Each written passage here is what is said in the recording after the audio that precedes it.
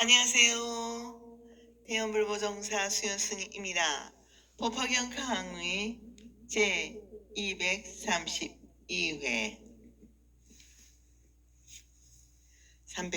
390조 지난 시간에 이어서 계속해서 관세음보살 보험품 같이 공부하겠습니다. 오문번역 부처님께서 무진의 보살에게 이르시되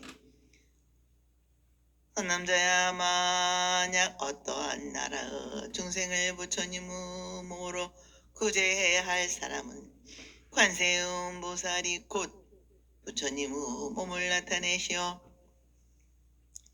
가르침을 말씀하시며 벽집으로 몸으로 구제할 사람은 곧 벽집으로 몸을 나타내시어 가르침을 말씀하시며 성문의 몸으로 구제하여야 할 사람은 곧 성문의 몸을 나타내시어 가르침을 말씀하시며 나무 아미타불 나무 아미타불 나무 아미타불.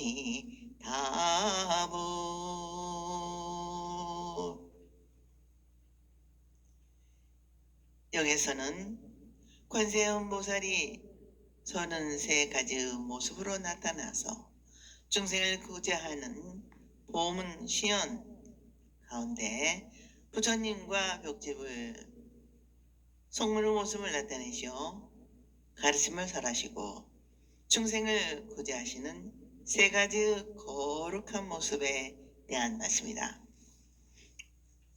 만약 어떤 나라의 중생을 부처님의 몸으로 구제하여야 할 사람에게는 관세음보살이 곧 부처님의 몸을 나타내어 가르침을 설한다. 부처님의 몸으로서 중생을 위하여 가르침을 설하신다. 여기서 우리는 당혹함을 느끼게 된다. 관세음보살은 보살인데 어떻게 부처님의 몸을 나타내신다고 하는가?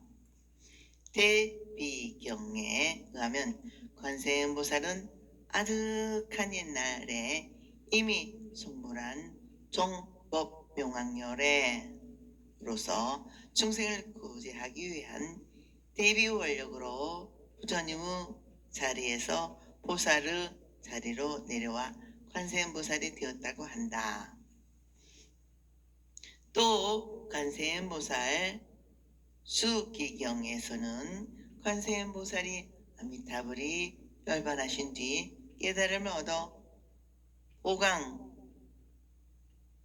공덕 산왕열애가 될 것이라 하였으며 비화경에서는 변출일체 광명 공덕 산왕열애가 된다고 하였다.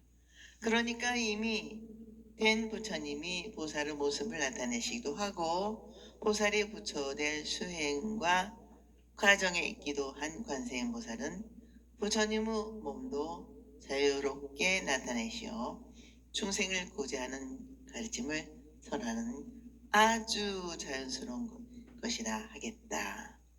관세음보살은 자기의 모습으로 나타내 오시는 것이 아니라 구원을 받을 중생의 능력과 정도에 알맞게 나타나시기 때문에 응신이라고 하였으며 그 응신의 응은 중생에게 알맞는 모습으로 나타나는 것이다. 마치 하늘에 있는 하나의 달이 지상에 있는 물그릇에 따라 제각기 다르게 나타나는 것과 같다. 이것을 달이 일천강에 비친다. 천강에 물이 있으니 일천강에 달이 있다고 하는 것이다. 여기에서 부처님의 몸으로 구제할 사람은 관세음보살이 부처님 몸을 나타내어 구제한다고 하는 것은 부처님과 관세음보살의 응신 가운데 하나이며 하나인 부처님의 몸에서 다시 33 응신이 불화된 것이라고 보아야 할 것이다. 그러니까 32 응신은 부처님의 몸이 32가지로 나타나는 것이다. 이것을 예로부터 대기설법, 수기설법이라 한다. 가르침을 듣는 상대방에 따라 말하는 방법을 바꾸는 것이다. 사람은 각각 능력의 차이가 있고 성격이 다르다. 듣는 사람이 가장 잘 들어 받아들이기 쉬운 모습을 취하여 그 사람 앞에 나타나 가르침을 말씀해 주시는 것이다. 이것을 좀 더 확실히 이해하기 위하여 부처님 몸에 대하여 말씀드리겠습니다. 부처님의 몸 부다카야를 법신 프라나카야 보신 삼보가카야 화신 니르바나카야 삼신으로서 간략히 설명하겠습니다. 앞에서 이미 설명하였지만 여기에서 더 분명히 알게 하기 위하여 다시 설법하는 것입니다.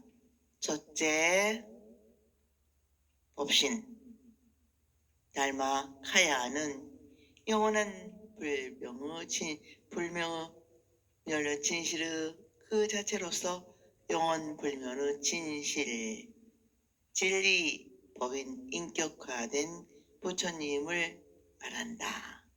진리,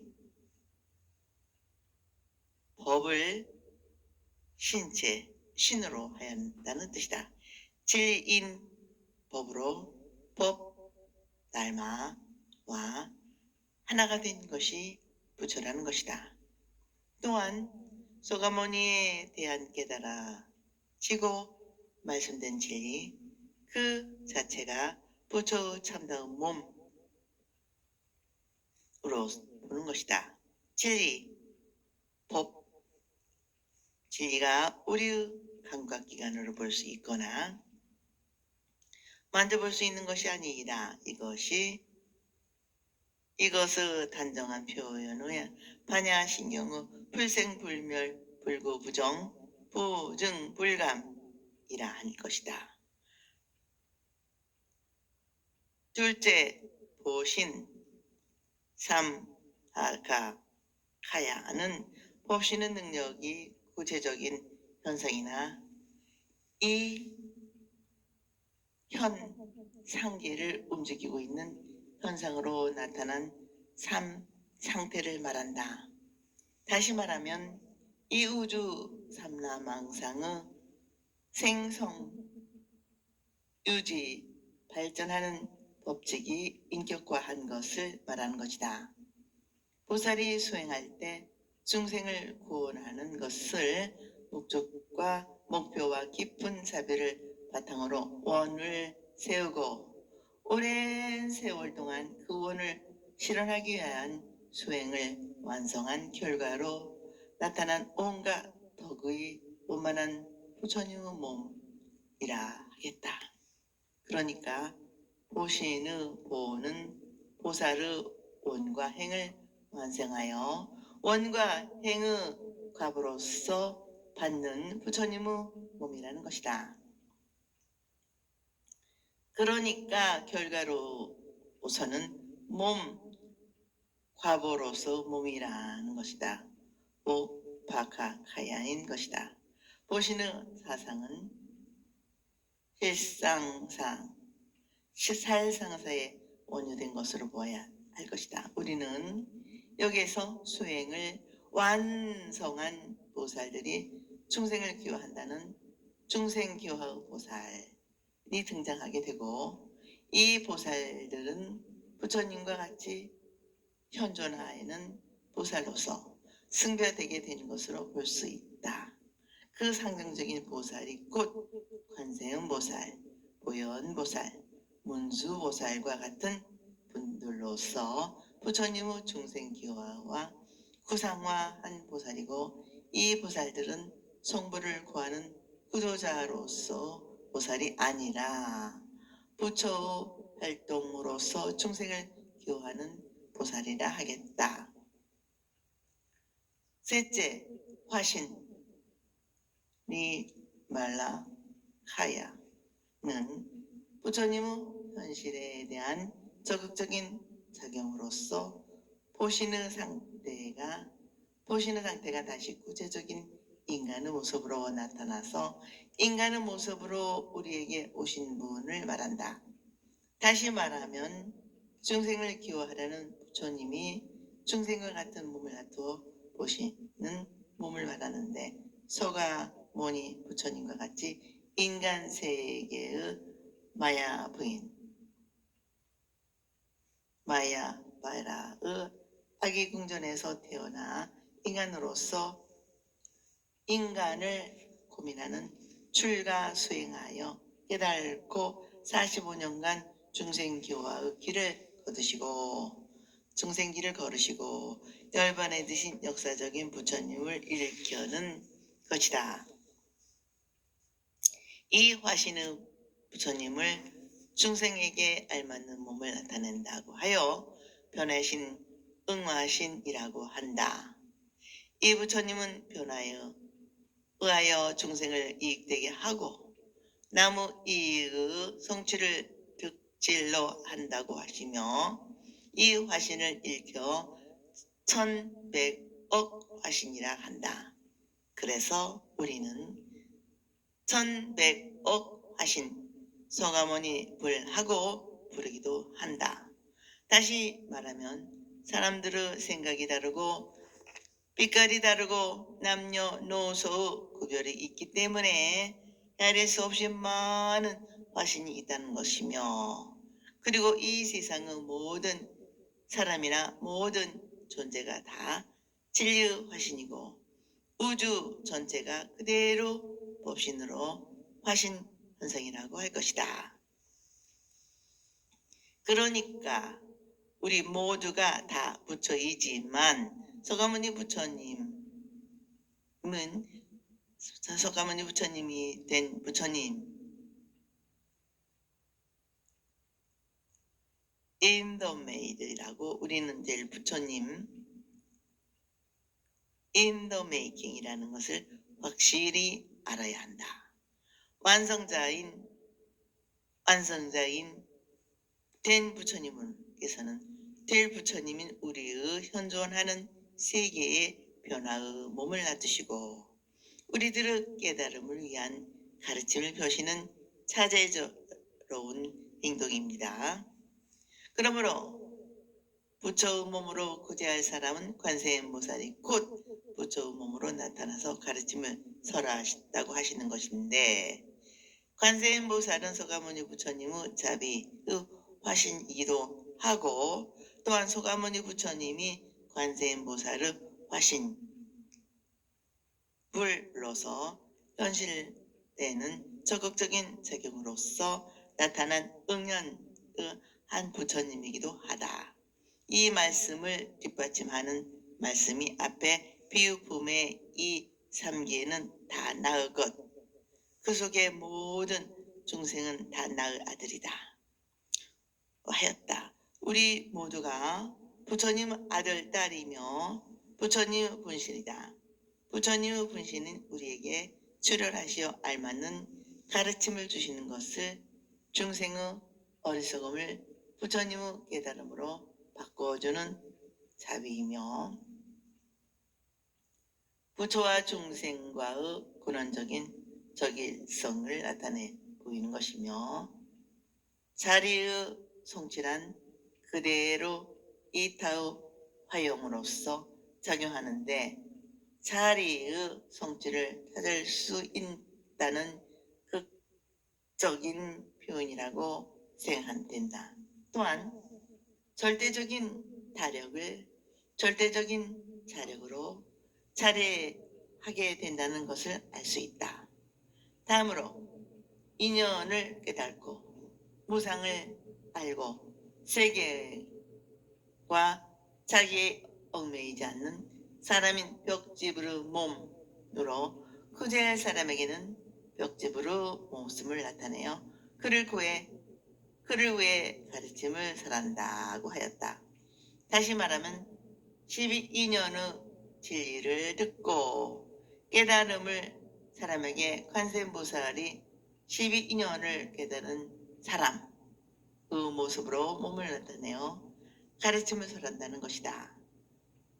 본문에서는 이 벽지부르 말씀이 나오기 전에 관세음보살은 보살의 몸으로서 중생을 위하여 가르침을 설한다는 말씀이 있는데 한역본에서는 번역이 되지 않았음을 보게 된다. 그리고 관세음보살은 부처님의 가르침을 듣고 깨달음을 얻는 제자의 몸으로 가르침을 설해야 깨달을 수 있는 사람들에게는 성문의 몸을 나타내어 가르침을 설한다고 하신다. 성문은 곧 사례불, 목견년, 가섭, 우바라, 수보리, 아란다 등으로서 고집멸도 네 가지 진리를 배우고 수행하는 분들이다. 이 성문은 학습으로를 준으로서 학습을 주로 하는 수행자이다. 어문 번역 다시 보겠습니다.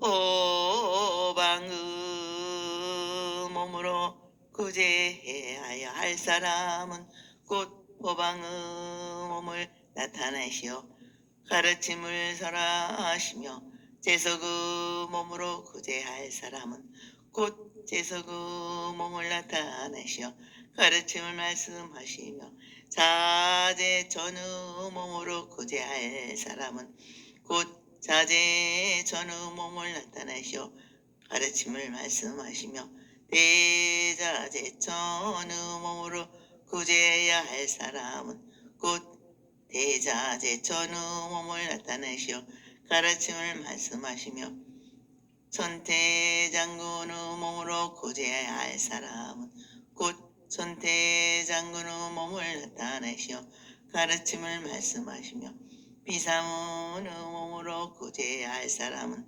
곧 비사문의 몸을 나타내시어 가르침을 말씀하시며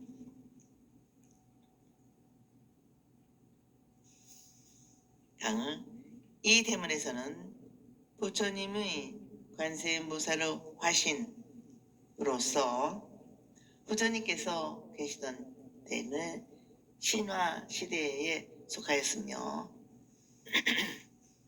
죄송합니다. 신화적인 존재 가운데 6가지의 천신이 등장한다. 이 천신들은 인간 세계보다 훌륭한 과보를 받는 존재들로 부처님의 가르침에 기여하고 부처님의 가르침을 지키고 보호한다고 존승하므로 이 천신을 공양하고 신앙하면 현재적인 이익을 얻을 수 있다고 믿고 있다. 이러한 믿음으로 만족하고 있는 사람들에게 관세음보살이 묘한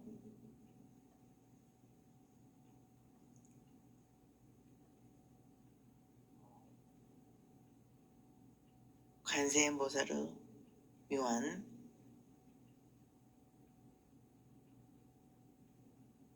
법을 존중하고 천신의 공양으로 신앙하고 이익을 얻을 수 있다고 믿는다. 이러한 믿음으로 만족하고 있는 사람들에게 관세음보살의 묘한 수단과 방법의 하나로 천신의 모습을 나타내어 중생의 뜻에 하나 되고 그들의 정도에 알맞는 수준으로 가르침을 전하여 구원의 손길을 보신다는 것이다. 그 관세음보살을 하시니 곧 우주 본원이고 만물의 창조적인 신이라고 믿고 있으며 자기 본의 욕망에 사로잡혀 있는 중생들의 어리석음과 갈등을 해결할 수 있다고 믿었던 보방의 몸으로 보습을 나타내시어 가르침을 말씀하여 구제한다고 하신다. 구제한다 하신다. 능원경에 중생들이 음욕스러운 마음을 덜쳐버리고 욕망의 번뇌로부터 벗어나 깨끗하고 떳떳하며 걸림없이 자유로움의 기쁨을 얻고자 하는 중생의 앞에 보방의 몸을 나타내어 가르침을 말씀하여 속박으로부터 벗어나게 한다는 말씀과 일치하고 있다. 그리고 다음은 수미산 꼭대기 도리천의 왕으로 선견성에 있으면서 사천왕과 32천을 통솔하고 부처님의 가르침과 부처님의 가르침에 기여하는 사람을 보호하며 아수라와 군대를 절멸한다는 제석의 몸을 나타내어 가르침을 말씀하여 구원하신다고 한다. 이 제석은 십선을 살펴 다스린다고 하는데 관세음보살의 제석의 몸을 나타내어 나무 생명을 존재하고 나무 물건을 허락 없이 갖지 않고 떳떳하지 않는 이성관계를 맺지 않고 거짓말을 하지 않고 진실을 말하며 말을 꾸며서 하지 않고 불화를 거저올 두 가지 말을 하지 않고 말을 부드럽고 품위 있고 고상하게 말하고 천박하거나 비열한 거칠은 말을 하지 않고 헛된 욕심을 내지 않고 속내지 않고 어리석은 짓을 하지 않는 10가지의 선을 닦아서 남에게 존경받고 모든 부처님과 선신들의 사랑을 받으며 다음 생에는 좋은 곳에 나타나며 자손들까지 이익되게 하는 가르침을 베푼다고 하신다. 또한 창조신이라 하여 이 신이 기뻐하며 중생이 편안하고 성내내며 중생이 해로우며 온갖 생명체가 죽으며 이 신에게 돌아간다는 자재천의 몸과 대자재천의 몸을 나타내어 구제할 사람을 위해 가르침을 말씀하신다고 한다. 이 신의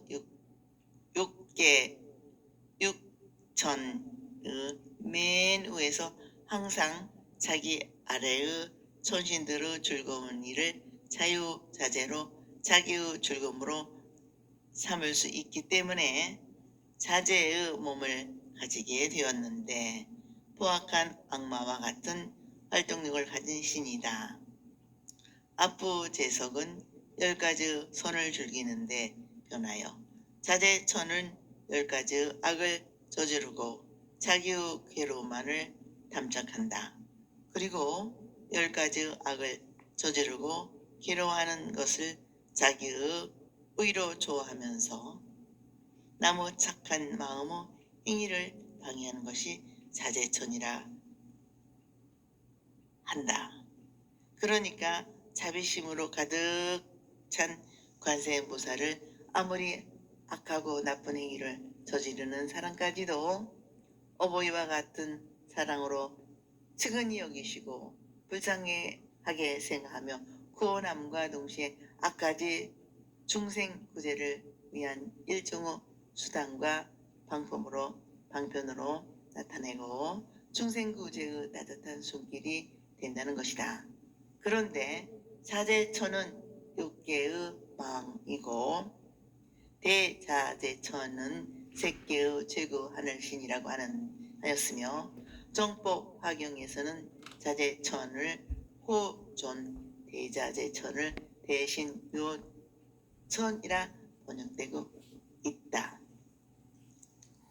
그런데 원본에서는 제석천 다음에 제석의 음악과 무용을 맡는 신이라고 하고 부처님의 바른 가르침을 찬탄하고 지키고 보호한다는 신이라 하는 건날바, 즉 음악을 직업으로 살아가는 사랑과 자비가 있고 나쁜 일을 하지 않는 신의 무린 야차가 나온다. 그리고 자재천신과 대자재천신, 다음에는 태양신의 전체와 바뀌어 큰 세력으로 세계를 지배한다는 이상적인 제왕인 전륜왕이 나오고, 다음에는 사람을 잡아먹거나 피를 빨아먹는다는 식인귀가 나온다.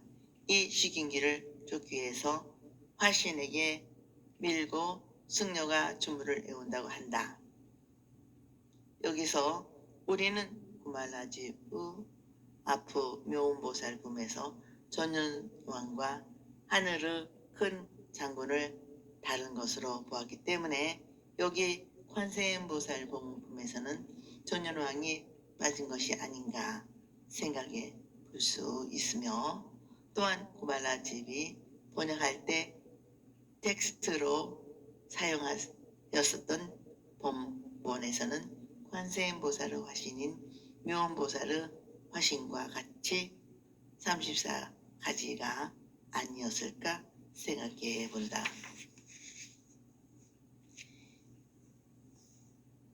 이상에서 말씀드린 바와 같이 본본에서는 전륜왕으로 되었지만 묘연화경에는 천태장군이 나온다. 이 천태장군은 비사문천의 양쪽에 여덟부 큰 아차귀신의 대장이 있는데 그 가운데 제3의 반지가야 차대장이라고 한다. 이 야차대장은 88부의 야차를 거느리고 있기 때문에 천대장군이라고 한다는 것이다. 이 천대장군은 중국에서는 위태전신이라고 하였고, 여덟부 야차대장 가운데 산지 야차대장을 일으킨다. 이것을 다르게 해석한다면 인간의 마음 가운데의 본래 말을 퇴치하기 위하여는 하늘의 천대장군과 같은 용기가 필요하다는 것이다. 관세음보살은 중생들이 어떠한 어려움과 고난에도 굴하지 않고 부처님의 가르침 따라 부처님의 길을 걷고자 발심한 보살들의 굳건한 용민심을 복돋아주고 격려하기 위하여 천대장군의 모습으로 나타나시어 지혜와 용기를 주시기 위한 가르침을 베푸신다는 것이다. 여섯 번째 등장하는 화신은 인도 신화의 수미산 중도 제4층에서 야차 나차를 거느리고 북방의 수호와 세상 사람들에게 복덕을 주는 일을 맡는다고 하는 비사문의 몸을 나타내어 중생들의 뜻과 정도에 알맞는 가르침을 베푸신다고 한다.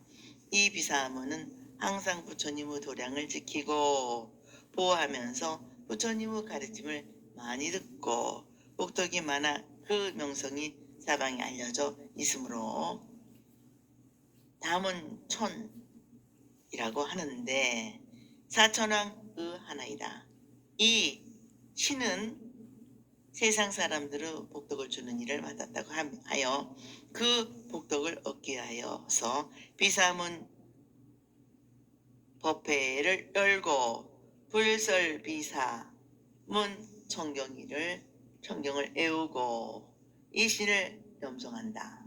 이와 같은 신앙 행위는 진원종이나 천태종에서 찾아볼 수 있는데 비사문 진원을 애우기도 한다. 관세음보살은 중생의 뜻과 그들의 능력과 정도에 알맞는 모습을 놔두시고 가르치심을 베푸시는 데는 시간과 공간을 조언하여 중생이 있는 곳은 엇이면 언제 어디 누구에게나 그에 알맞는 모습을 보이신다곤 보문 시연의 말씀되고 있다. 6가지의 신화적인 존재로서 화신을 보였는데 다음은 5분유 실제적인 인간의 모습으로 출연하신다. 오늘은 여기까지 마치겠습니다. 대단히 감사합니다. 여러분 항상 건강하시고 행복하시기를 기도발언 축원드립니다.